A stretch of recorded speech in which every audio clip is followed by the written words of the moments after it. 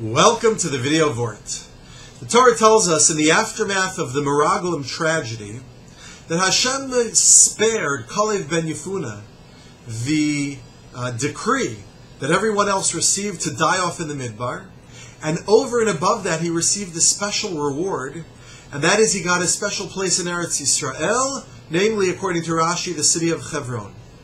So the fact that Kalev did not participate in the sin of the Meraglim is worthy of his being spared their punishment.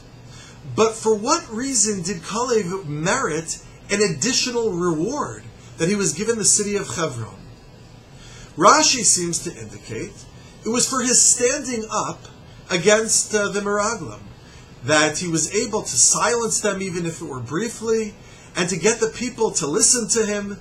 And for this, for standing up, for opposing the Meraglim, he was rewarded.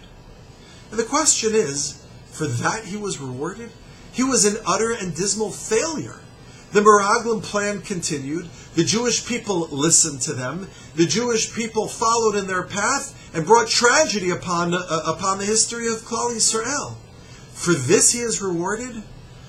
Rabbi Moshe Feinstein in his Darash Moshe suggests that there is a valuable lesson to be learned from this, and that is that even temporary achievements, temporary spiritual achievements, temporary achievements in life must not be undervalued. We must value even that which is temporary. Because at the end of the day, everything that we do in this life is temporary.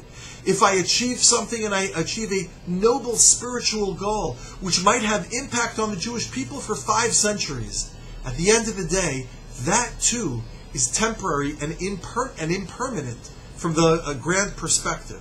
The only being which is permanent is HaKadosh Baruch Hu.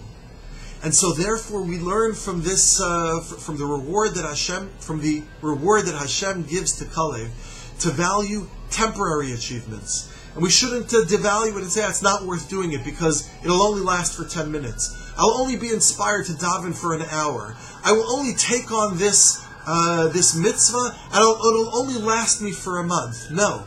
A temporary achievement is a valuable achievement.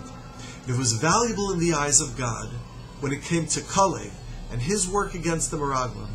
It should be valuable for us in our spiritual work that we attempt to do every single day. Good Shabbos.